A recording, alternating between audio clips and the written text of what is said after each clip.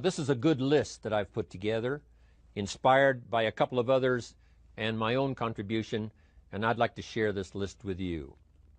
First, learning the power of purpose.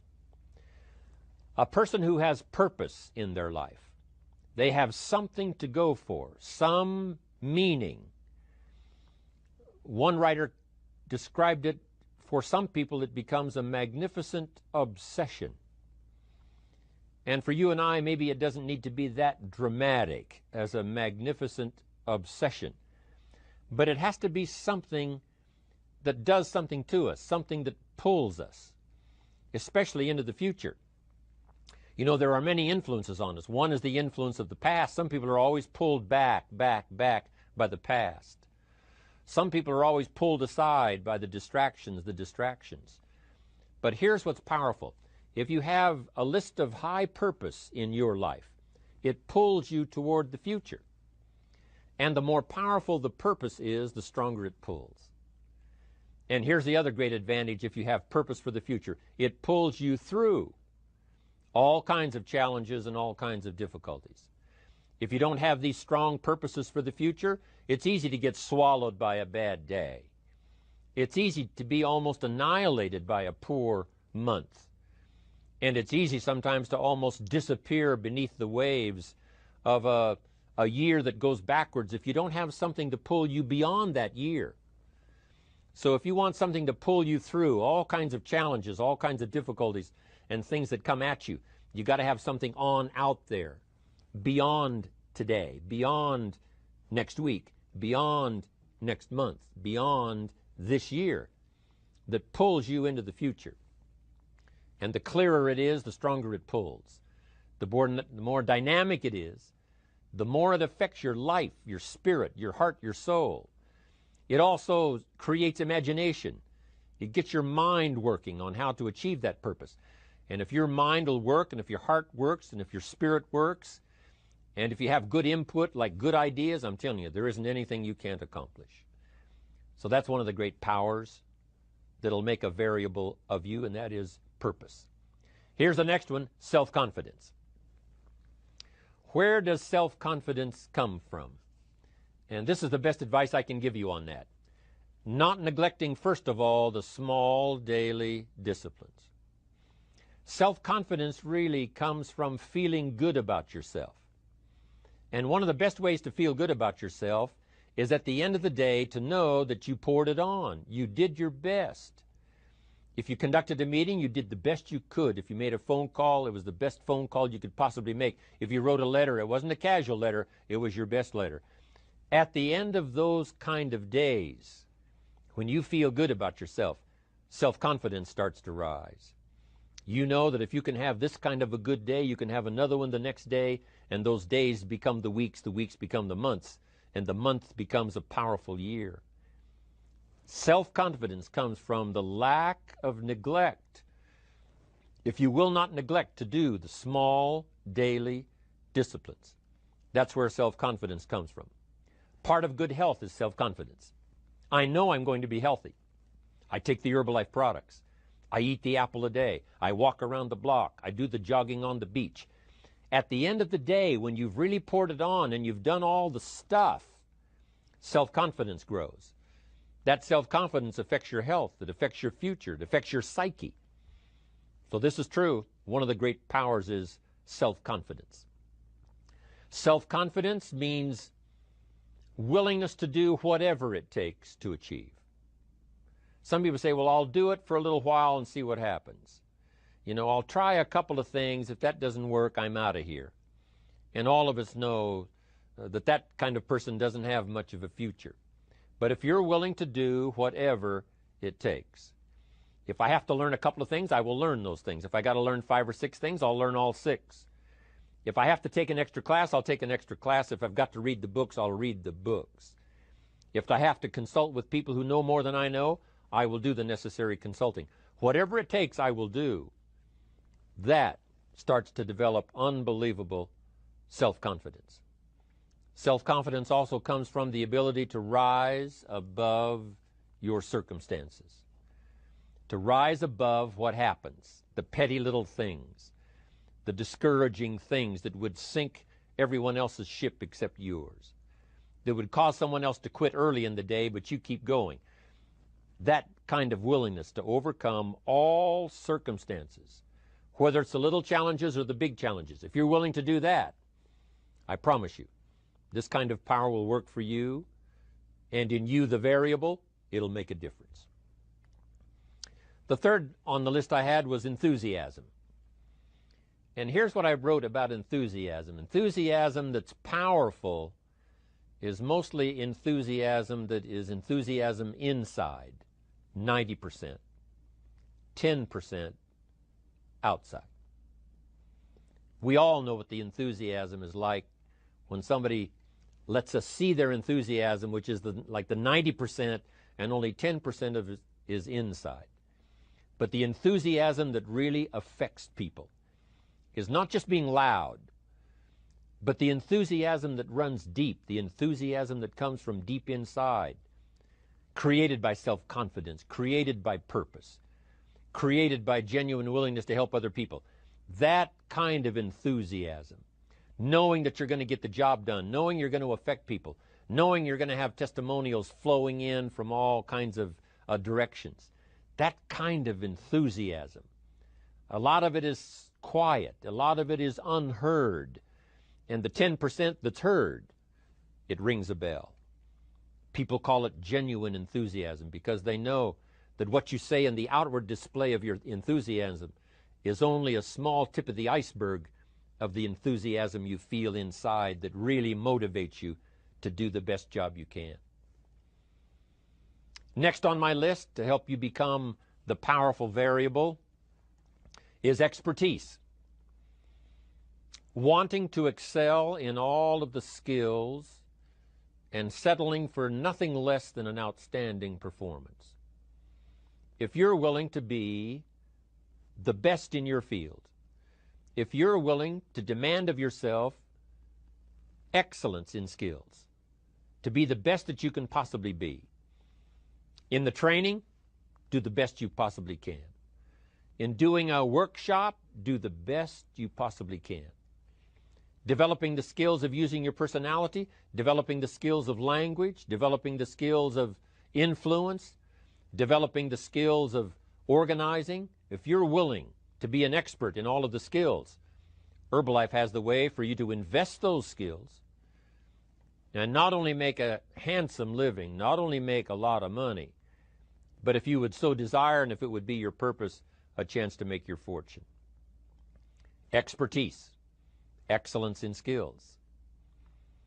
Here was the next one on my list, making a powerful contribution to you, the variable, and that is preparation.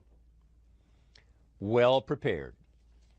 And preparation, of course, involves a whole lot of things. A big share of our life is preparing, getting ready. When we go to the first grade in school, we're just preparing for the second grade. After we've finished 2 grades, the 2 grades prepare us for number 3. Sometimes it seems like a long, excruciating time. And the time will just seem like it'll never come when we can finally have the performance that we really want. But it takes time to prepare. It takes time to get ready. And the decisions you make in the preparation time, those are the decisions that last for a lifetime. Preparing to have a good day. It's that preparing, maybe the night before, maybe the couple of days before the day that you're going to put everything together. The preparation for a meeting means that you've taken it serious. The preparation for doing a workshop means you're serious about the workshop. You want to make the best contribution. That kind of preparation is important. But here's preparation that's very vital, and that is to prepare yourself for success. Life seemingly does not wish to waste success on the unprepared.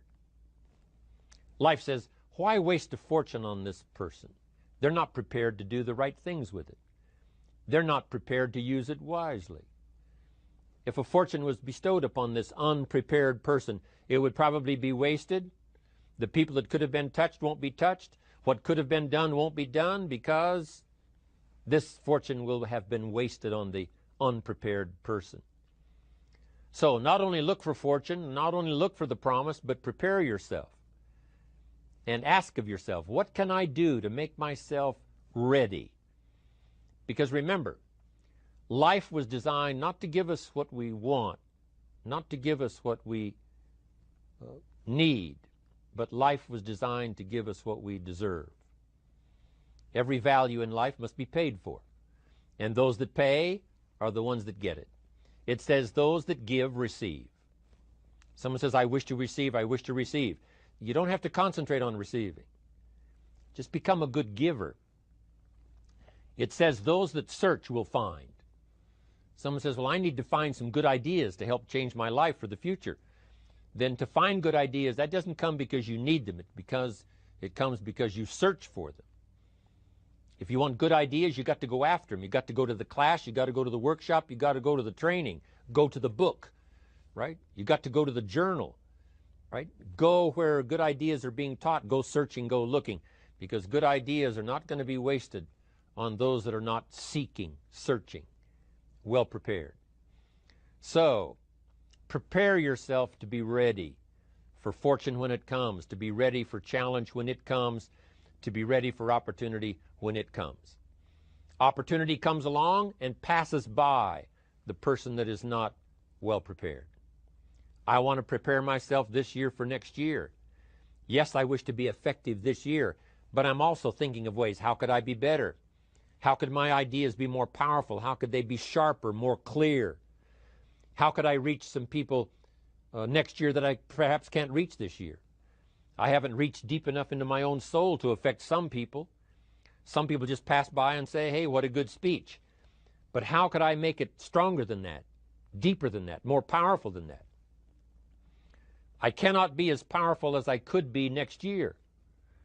You know, you can't go to the 10th grade in the 5th grade. You just got to go through the grades. But the more you are prepared, when the 10th grade finally comes, now you can cash in and get 2 times, 3 times, 5 times more value from it by being prepared. I want to do my best this year for Herbalife, but I also want to get ready for next year, 1999.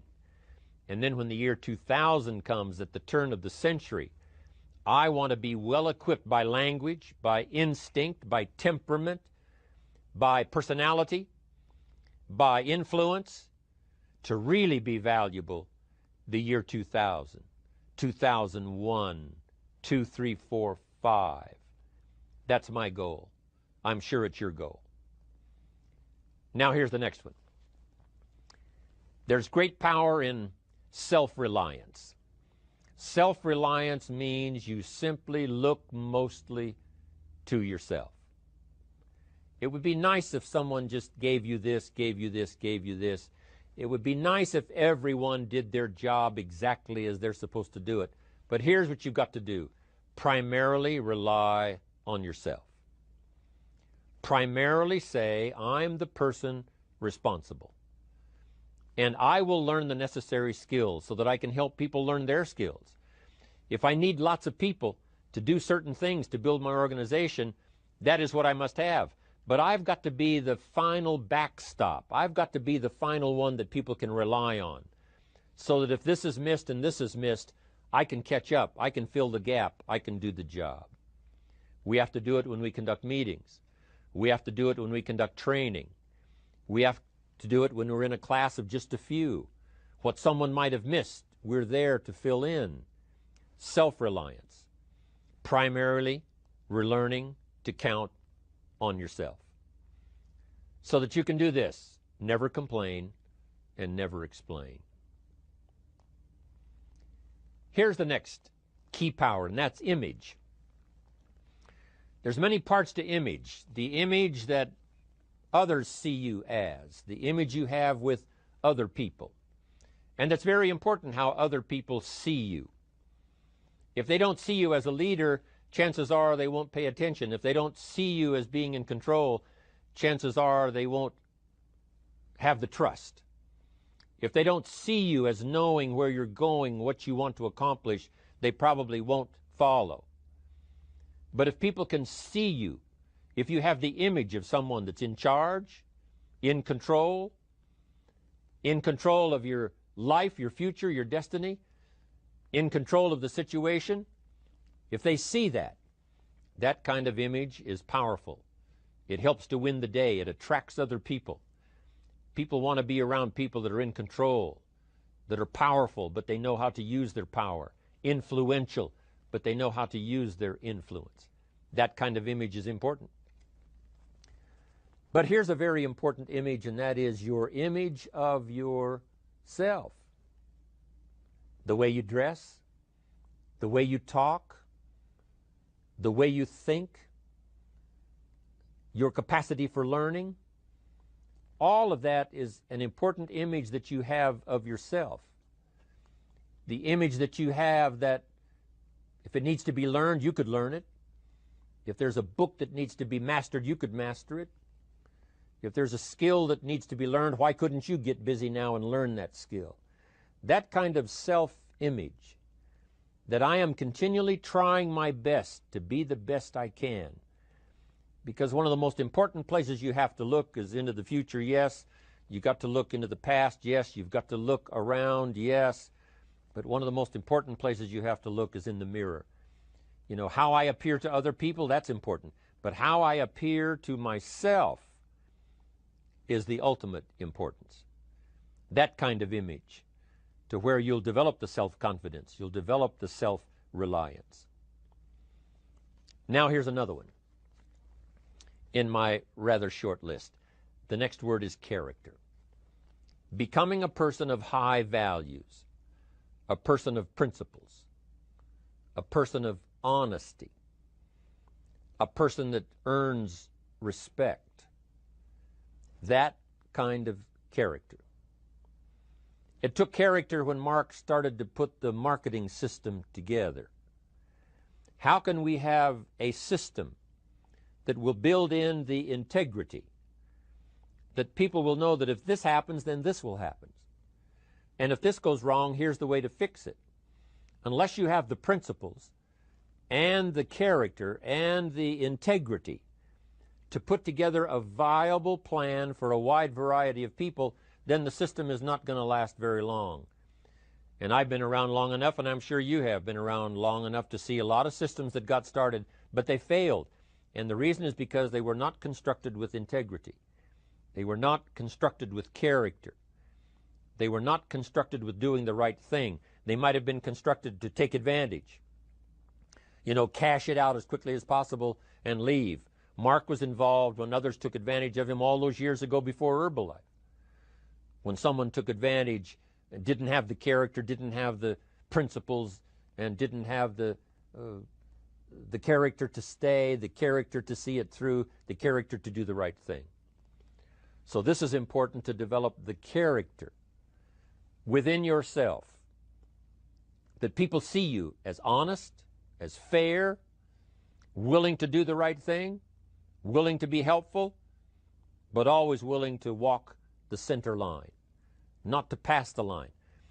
When we come to an opportunity like Herbalife, especially multi-level network marketing, it is so dynamic, it is so powerful, and it is so possible in fortune making that sometimes people want to speed up the process by cutting the corners, by neglecting to do the right things, you know, to cheat a little here, you know, cross the line just a little bit, because then, you know, it'll grow faster and you can cash in quicker.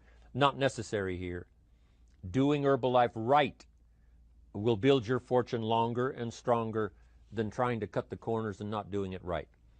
If we'll have the integrity that Mark had when he started it, and keep perpetuating that we will do the right thing by the marketing system, the right thing by a distributor who has a customer and they take care of that customer belongs to that distributor. That kind of integrity in the marketing system, the kind of integrity we have among each other, the kind of character we have to rely on each other, because here's what we cannot do. We cannot do this by ourselves. Mark's got to count on me. I've got to count on Mark. We've got to count on the president's team. The president's team has to count on the chairman's club for advice and counsel. We have to count on the millionaire team, the tabulator team, the world team. We've got to count on the distributor. We've got to count on the distributor giving the right message to the potential customer. We've got to count on the distributor giving wise counsel to the new recruit, teaching them the right way, the Herbalife way, the principled way, the character way. Vitally important. Building and developing your own character. Now here's another one. It's called self-discipline. Self-discipline, all of us have a challenge with that. Because sometimes it's easy, and especially if you're working hard, doing the best you can, it's easy sometimes to let up and let it go. But remember, so many people, especially now that we're as big as we are around the world, are counting on what we do. At home office, they have to be careful. They have to be disciplined. It's easy for the person who ships the product from Herbalife says, oh, well, I'll wait until tomorrow to ship it. And then they go home and sleep like a baby.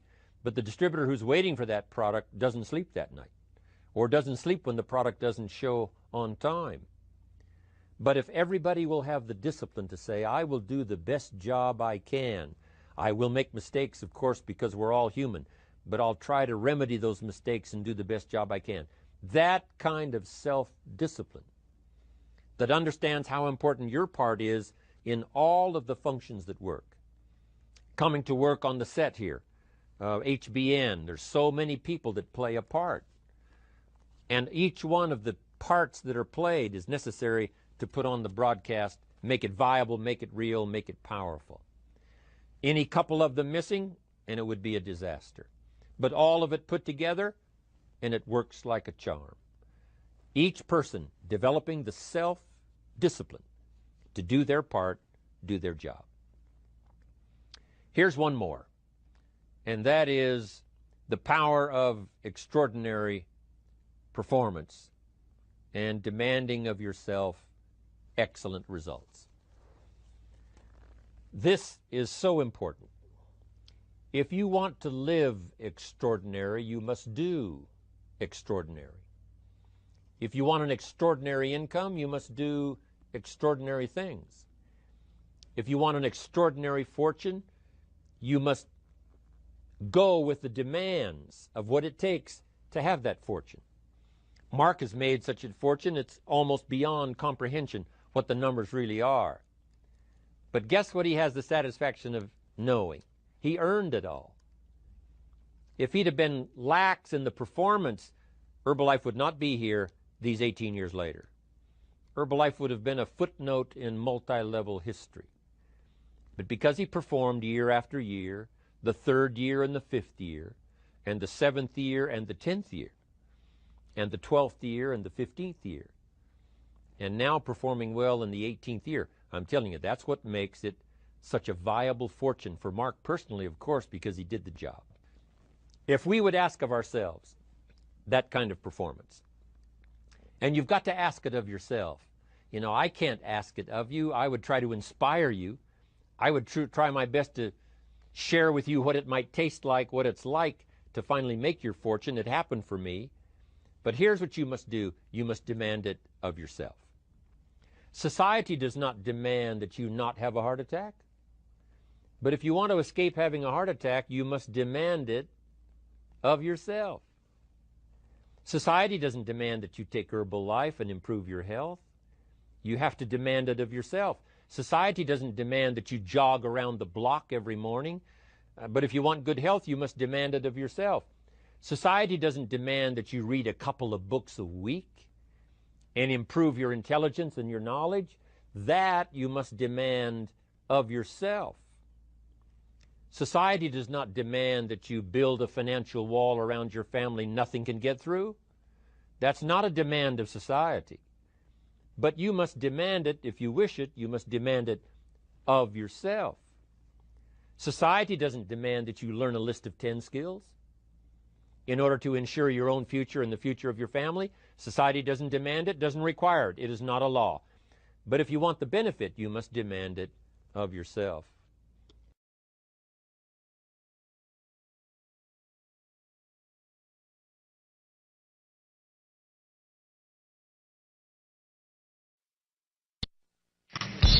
All those years ago, I never thought anybody would ask me for my autograph. Isn't it unbelievable? Just incredible. So, I stayed till midnight and signed my name, right? Because I never dreamed it was going to happen, but sure enough, it did. Autographs and Girl Scout cookies. I mean, I'm in the market. I really appreciate it. Everybody's doing okay? Say, I'm okay. Does anybody have 5 pages of notes already? Okay, I'm sure you're filling up your book. I appreciate that. First, let's talk about my version of financial independence. You've heard from Brian. You've heard, some excellent advice.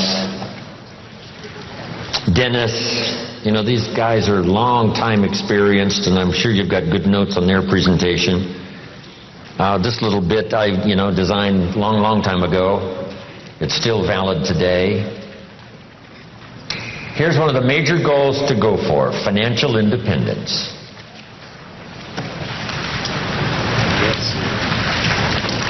Every American's, right, privilege to become financially independent. So here's my definition of financial independence. The ability to live, and I'll give you time to write it down. The ability to live from the income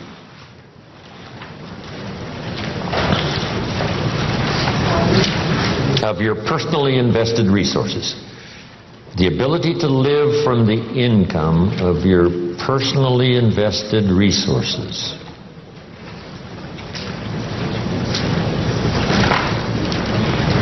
That's the simple definition. That from the resources you've invested, the income from those resources, you could live. Here's one of the advantages of financial independence. Now you can work or not work. Or you can certainly choose the work to do. Now you can work by choice, not by necessity. And here's one of the best: to be able to work for joy and not for necessity. At first, of course, we have to work for necessity. But if you can finally reach the point where you can work for joy, not for necessity. That happened for me all those years ago. My father kept talking about financial independence. Debt-free, no one having a claim on your assets.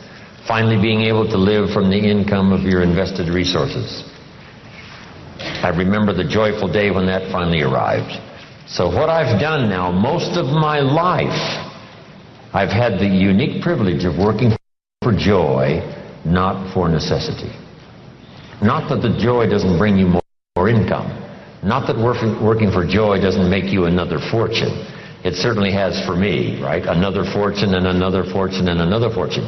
But not because I had to, but because I wanted to. I work now for joy and not for necessity. Key phrase to understand. We should teach this to our children. Economics is major. Everyone has to major in economics. Number one, for personal survival. To produce enough to take care of yourself. The first, economics.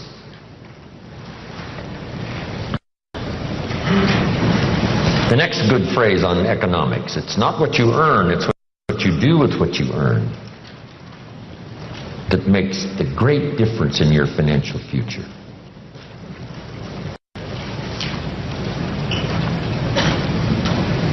All of this is determined by your own philosophy. It's important early, and kids have to have a personal philosophy working even when they go to school. Here's a good definition of your personal philosophy. A guidance system. Your personal philosophy is a guidance system.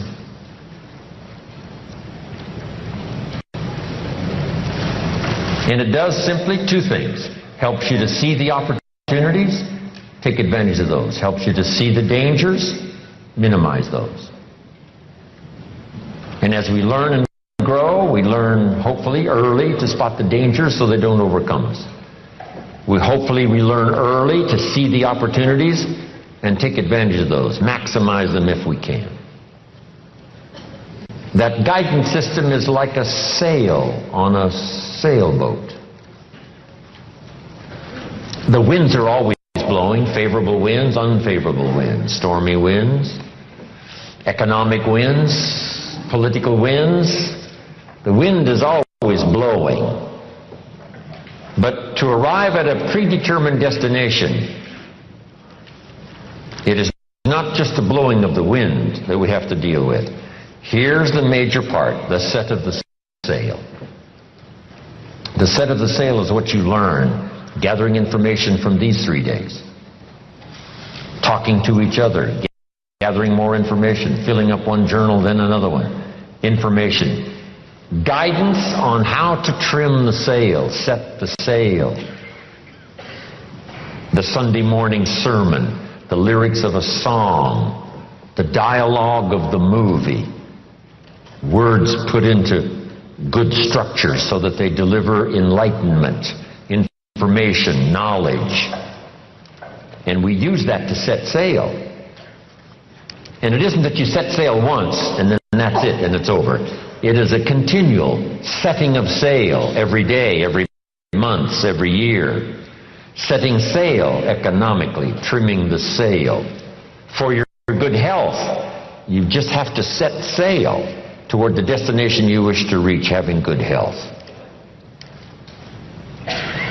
Then it's easy to neglect. Then it's easy to slide. Here's one of the better phrases. Everything by longevity tends to get off course. Everything by longevity tends to get off course. Whether it's a lecture like we've engaged in here, hours and hours and hours, or whether it's a simple sermon, one of the most classic sermons I ever heard originated not far from here in the Crystal Cathedral. I used to do little speeches for the Positive Thinkers breakfast meetings at the Crystal Cathedral, before it was the Crystal Cathedral. Little sessions they had in the morning, right, where you could attend and hear some speakers. I used to do some of those speeches, I don't know, 35 years ago, a long time ago. Possibility Thinkers breakfast is what it was. His son, Schuler Jr., was giving a classic sermon one morning, and I was privileged to hear it. Here was the notes on his sermon. It's very brief, so I'll give it to you. So jot this down. These are great notes. Here was his sermon. Number one, if you think it's impossible, it isn't. That's number one. If you think it's impossible, it isn't. Here was point number two. If you think you know everything, you don't. Wow, that's good. Point number three. If you think you're alone, you're not. Isn't that a classic? That's a classic sermon. If you think it's impossible, it isn't. If you think you know everything, you don't. And if you think you're alone, you're not. Now, here was one of the spectacular stories in this little sermon. He told the story of Rich DeVos, who started the big Amway Corporation. Rich DeVos is in bad shape. Rich needs a heart transplant. And if he doesn't get it, he's not going to last very long. Now, fast forward. Rich DeVos finally gets his heart transplant. And what was spectacular about the story was, after his heart transplant, he has dinner with the lady who gave him her heart.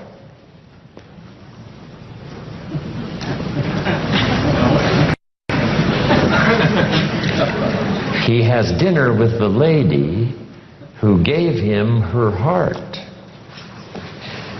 You say what? That's impossible. You couldn't have dinner with the person that gave you their heart. Here's what happened. This lady was desperately ill and needed a lung transplant. A donor was found. And sometimes it's much better in a lung transplant if the heart and the lung go together. So this lady gets the heart and the lung transplant that she needs to save her life. Now her heart is left over from this operation, and her heart goes to Rich DeVos.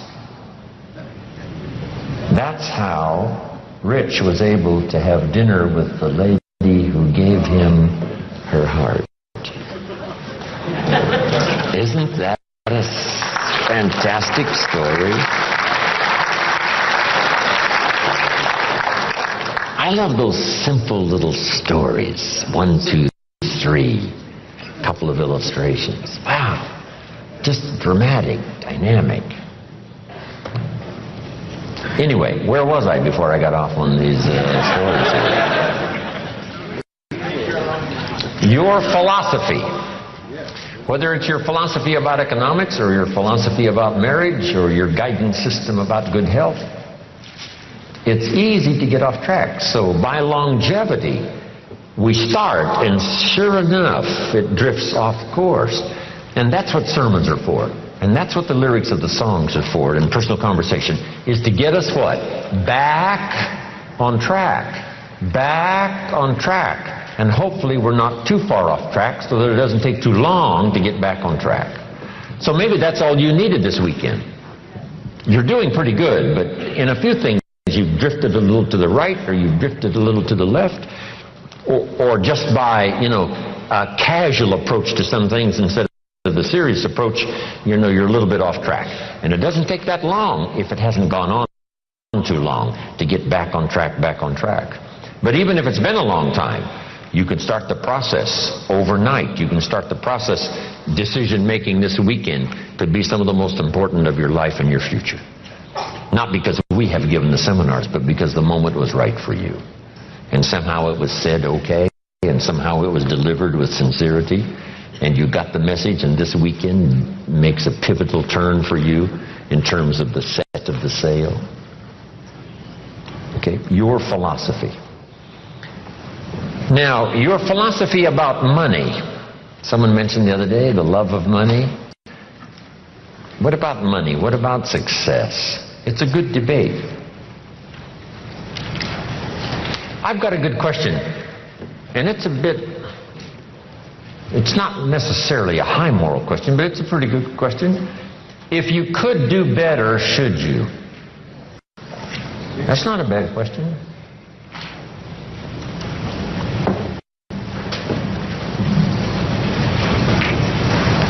Now, all of us have personal choice, but this is a good question, and a lot of my stuff is up for debate. I don't even claim to be right. If you take all these notes and throw them away and go listen to somebody else, I'll be just as happy. Because, it doesn't matter. As long as you finally, get the ideas that make a difference for you and add to the wealth and the structure of your own life systems. That's what's important. Not that I deliver the message, that's all important. But piece by piece, and speaker by speaker, and teacher by teacher, and phrase by phrase, and book by book, we pick up the information that helps us to fine-tune our life and our future. But this is a good one for your own debate. If you could do better, should you? That's a good one. Now, let's talk about financial independence. When I meet Mr. Schoaf, I'm not in good shape. Here's where I was when I met him. Pennies in my pocket and nothing in the bank. Because the story of the Girl Scout with the cookies had just occurred in my life, and now I meet this man. Here's what he said. Now, to get started in a whole new direction, here's what you need to do. You need to develop a financial statement. So just make a little note on your notes there. If you haven't ever done it, this is not a bad place to start. A financial statement. And a financial statement is very simple. It's a piece of paper with a line down the middle. On this side is the value of all your assets, and over here is all of your liabilities. Here's what you've got in terms of worth, and here's what you owe. And then when you add up all of the value of your assets and you add up all that you owe, called liabilities, we come up with what we call now, finally, when you subtract one from the other, your current net worth. Now, this is not your net worth as a father. This is not your net worth as a parent. This is not your net worth as a friend. There's all kinds of worth and value. But if you really want your economics to go better, here's a good place to start. Key phrase, take a picture of where you are. And here's what it's called, the truth. Now, you don't have to publish this in some local newspaper, right? This is all private stuff. But you have to say, finally, there's no use kidding myself. I got to take a picture of where I am. I got to know how good it is, or I got to know what? I got to know how bad it is. I got to know how much I'm on the upside, or how deep a hole am I really in. So this is what I started. It was a simple little program of coming up with my current net worth. My liabilities, that was easy. I owed my parents, I owed. I made the third borrowing on my car, and he was threatening to come and get it, drag it down the road, rear end up in front of my neighbors. So I had plenty of liabilities. On the asset side, I put my furniture even. I put everything I could think of. My shoes. I mean, wouldn't the Salvation Army give me $2 for my shoes? I mean, I am scrambling. And when I did this exercise, guess what it did? It really soberly gave me a current picture of where I was. And guess what? I was unhappy. But here's what's important about the truth. It sets you free. Number one, free to correct old errors in judgment. That's what the truth is for. To correct old errors. After 6 years, I started working when I was 19. And when I took a picture of where I was, it was not a very happy experience. So now, where do we go from here? In putting together a financial statement, realizing exactly where we are, no nonsense, this is the real deal. We don't have to share it with anybody, but we do need to know the truth for ourselves. Now here's what we need. Number one, perhaps a new philosophy. Let me give you sort of the simple philosophy of the rich and the poor. Here's the philosophy usually of the rich and the poor. Poor people spend their money and invest what's left. Brian talked a little bit about that, and there's usually what? Not much left. Here's usually the philosophy of the rich. The rich invest their money and spend what's left. It's just a little turn of semantics. But the little turn of semantics is like the turn of the set of the sail that takes you in a whole different direction to wind up at a good place in 1 year, or a place, of average, mundane, where you don't really want to be. Just that little simple shift of philosophy. So here's the key. Think like the rich. Invest your money first, then spend what's left. Don't spend your money and invest what's left. Now, the whole key is lifestyle, and Brian touched a little bit on that. When I gave this little class one time at a school class, the teacher said, you must not, promise people that with a little bit of investment every month that they can, make their fortune, because people nowadays are overloaded. They're spending everything they make. Their standard of living is right up there. And I said, well, this is where it all begins. I said, could we think of someone, and this was a long time ago, of course, that makes $2,000 a month? She said, yes, no problem. We can probably find someone that makes $2,000 a month. What would this couple, this family tell you it takes to pay all the bills and just keep their head above water? And she said, well, $2,000. I said, could we possibly find somebody not far from here that makes $2,500 a month? Right? Maybe even both working combined.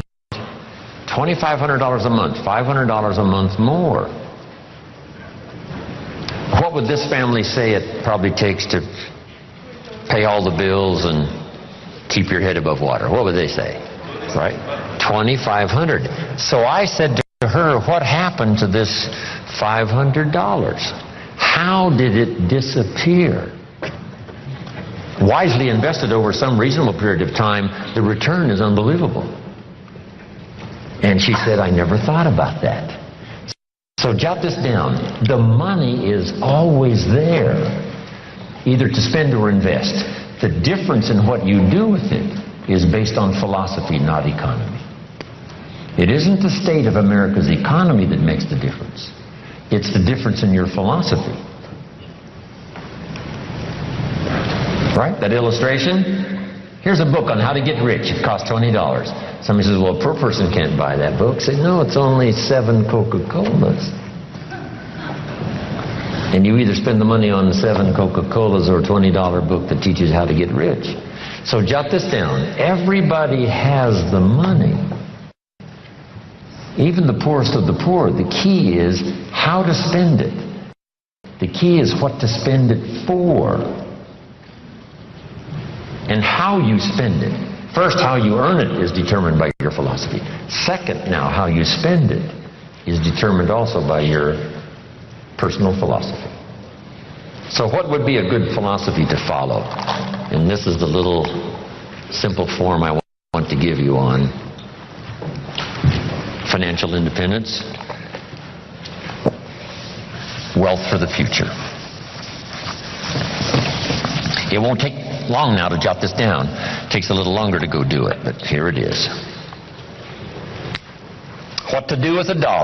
If a child asks what to do with $1, here's my suggestion. Never spend more than 70 cents. 70 cents. You've got to pick some number, right? This is the number I've picked, right? Listen to Brian, listen to Dennis, listen to me, and then refine your own to suit you. But I suggest don't spend more than 70 cents. Here's where the other 30 cents goes. 10 cents, 10% of your income for charity, church, whatever, supporting worthy projects, teaching children here to become generous.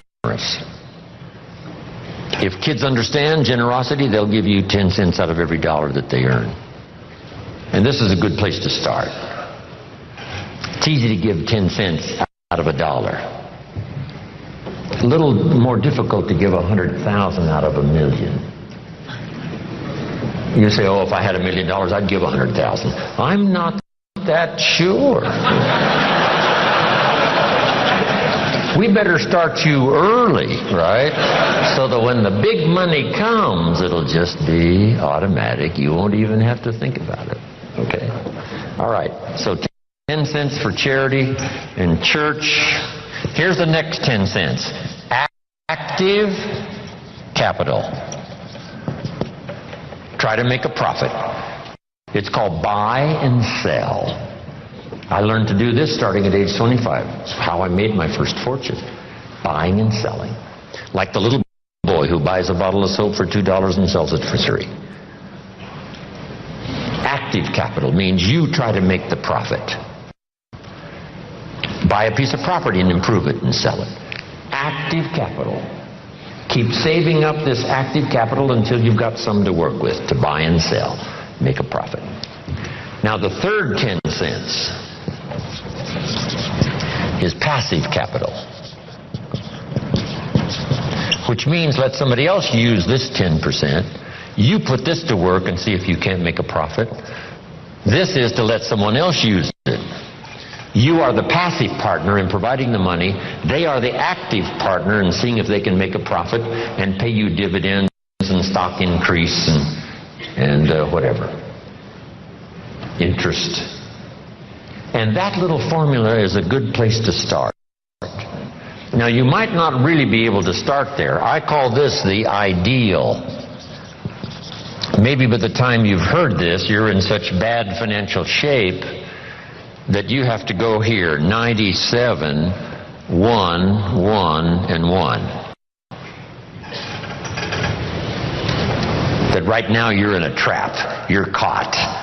And it's going to take you a while to get out. So right now you got to spend 97% of your income right for your living and lifestyle, because you're caught, you're obligated, there's no way out.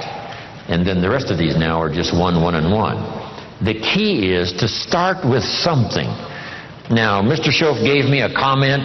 It has served me all these years. Here's the comment. It's not the amount that counts, it's the plan that counts.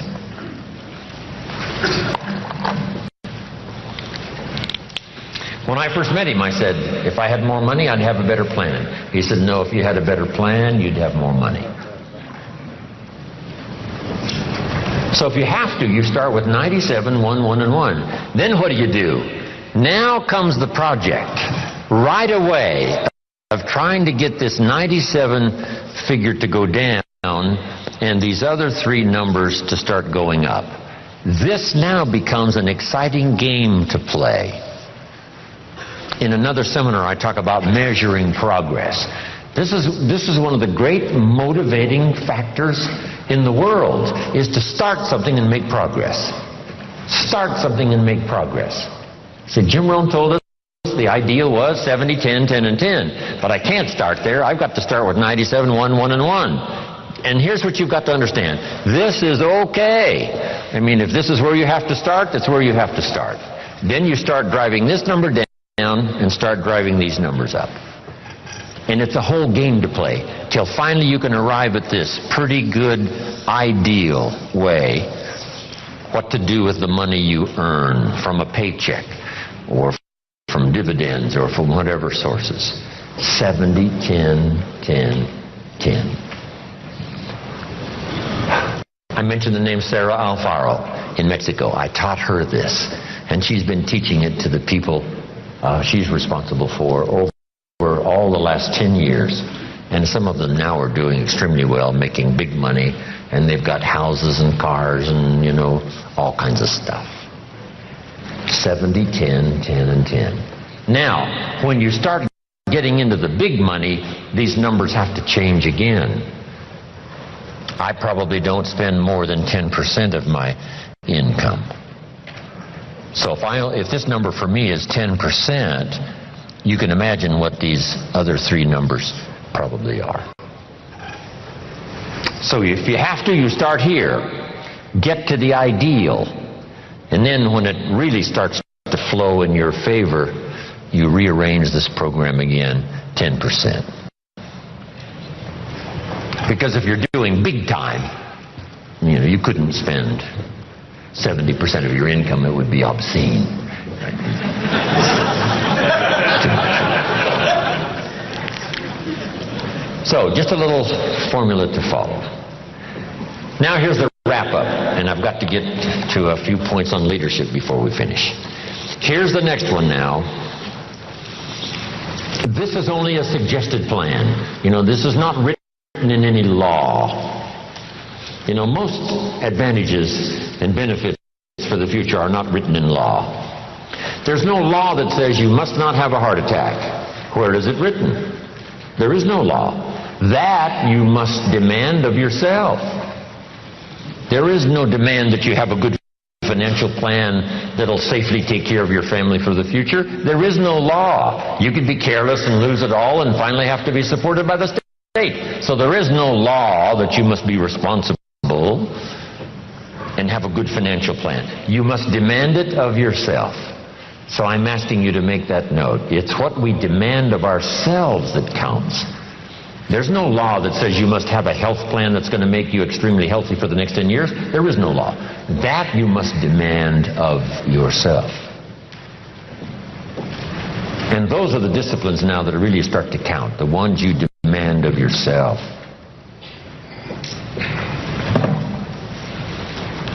So, next, keep strict accounts. Keep strict accounts. Have you ever heard this expression? I don't know where it all goes. Did you ever hear that? Oh, we'd love to have you run our company. You don't know where it all goes. Did you ever hear this? It just gets away from me. Oh, we'd love to have you run the world. It just gets away from you? Okay. Will you make the note now? Keep strict accounts. This is for your own self-esteem, as well as safety and financial matters for the future. Keep strict accounts. You've got to do it, for the IRS. You've got to do it for the tax bill that comes due.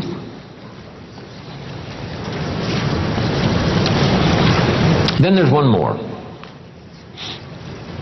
Be happy to pay your taxes. And this is an assignment that's one of the toughest. I'm trying to finish this book I've been working on for so long. Hopefully I'll get it done one of these days.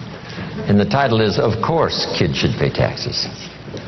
And it's a little book on really everybody should pay taxes. And then you need to know why. In California, if a 10-year-old walks into 7-Eleven and buys something that costs $1, the proprietor asks the child for 8 more pennies. Does the child have a right to know how come we're asking him for 8 more pennies? And the answer is yes. The kid says, I'm only 10 years old. And the proprietor says, congratulations, you're my youngest taxpayer. Now the kid wants to know, who gets these 8 pennies? Where does it go? And here's what the proprietor, if he's wise, says. Well, if you want to ride your bicycle on the sidewalk instead of in the mud, you have to pay the 8 pennies. Everybody pays the 8 pennies on every dollar, so that we have streets and we have a sidewalk. So you don't have to ride your bicycle in the dirt and the mud, you got the sidewalk. And now the child understands, okay, here's my 8 pennies. So jot this down now. Everybody has to pay. We can't let anybody off the hook, because all of us are in this together. And you can't build your own section of the street out in front of your home. What kind of equipment would you need to build your own piece of the street out in front of your house? No, you can't do that. So we take these collective needs that all of us need, and we ante up the money, whether it's federal or state or sales tax or whatever it is, so that all of this is taken care of us. Here's what it's called: the care and feeding of the goose that lays the golden eggs. You say, well, the goose eats too much. That's probably true. But make this note: better a fat goose than no goose at all. So everybody has to pay. How much do you think aircraft carriers cost? We can't use used missiles.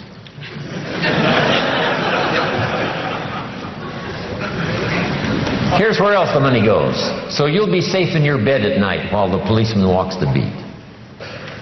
While we sleep, the Air Force doesn't sleep.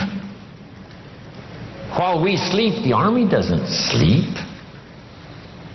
While we sleep, the policeman walks the beat and checks the doors. That's where the money goes. Once you have a vision of where the money goes, yes, for some things it costs too much. Yes, the government sometimes is too extravagant. Yes, yes, all the yeses. But all those yeses are true for all of us. Sure, the goose might eat too much, but who doesn't? Should we have confession time here today? Say, no. Please let me off the hook. So you got to do the same with the government. Yes, the government needs to go on a diet and slim down and not spend quite so much. That's also true. But it's true of what? All of us. This is the deal. We're in all of this thing together. So finally, when I understood what this was all about, I finally became a very strange creature called a happy taxpayer. That's it. Now, should everybody pay? Let me give you one good illustration that comes from the Bible, and I'm finished. Jesus one day, and I'm an amateur on the Bible, but here's a classic story. The storyteller says, Jesus one day was out in front of the synagogue watching people come in, and with him were his disciples. So Jesus and his disciples are watching people come in to the synagogue.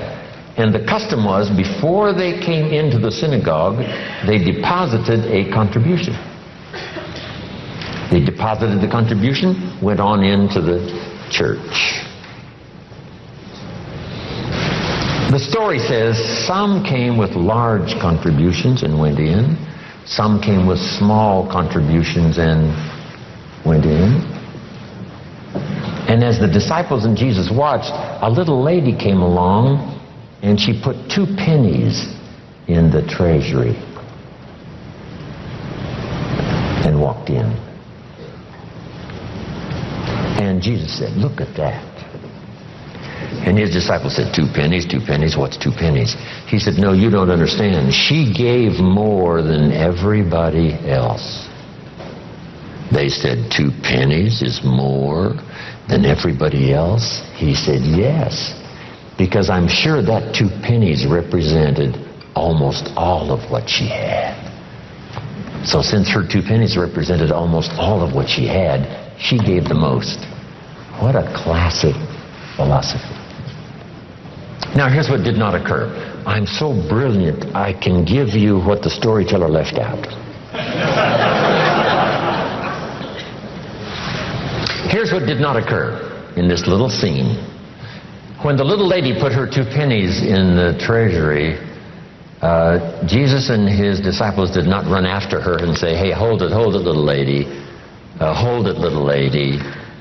We've observed what's happened with putting the 2 pennies in the treasury, and we've decided that you're so pitiful and you're so poor that we've decided to give you back your 2 pennies. I'm here to tell you that did not occur. So make this note from this little story. Jesus left her 2 pennies in the treasury, even though it was most of what she had. Wow. That's such a classic lesson in philosophy. That's such a classic lesson in what all of us are involved in making contributions. Shouldn't everybody wish to pay? The government has decided to leave some people that they consider poor and pitiful off the tax rolls. See, that's unthinkable. Shouldn't they, even if they only paid $1, so that they can be able to say what? I pay. I make my contribution. No matter how poor I am, if all I've got's pennies, I give some as contribution. Whether it's taxes or whether it's benevolence or whatever it is. Okay, isn't that a great story? It's a good story. Then another one that really helped me secure a fortune and fortunes after. Here it is. Learn to help people not just with their jobs, but with their lives. I learned early in my accelerated business career to teach life skills as well as business skills, work skills and job skills. Because guess what? We need both work skills and life skills. Here's the last one. It's a promise from the Bible. Here's what it says. If you work on your gifts, they will make room for you. If you work on your gifts, they will make room for you. They'll make a place for you. You'll be invited to some extraordinary places if you keep working on your gifts. Make yourself valuable, make yourself attractive, make yourself unique. Become a person who has plenty to give and plenty to share, whether it's ideas or money or treasure or time. If you will work on that, you'll have places. Look where my gifts have brought me. from the farm country of Idaho to this magnificent place to serve and share ideas, my experiences, hopefully that will make a difference. And last, when I'm gone, people always ask, what would you like said after you're gone? And I came up with something the other day. It was pretty simple. Here it is. Jim Rohn made a major contribution to someone. Jim Rohn made a major contribution to someone, and then another one, and another one, and another one. Wow. And that journey continues for me. So if you've got my name on your notes, which hopefully I'm sure you have, when we leave here, I go with you, these notes and all the experience that we've had. But I promise you this, as we leave here, I will not leave you behind. I'll take you with me in my thoughts and in my heart. Thank you very much. God bless.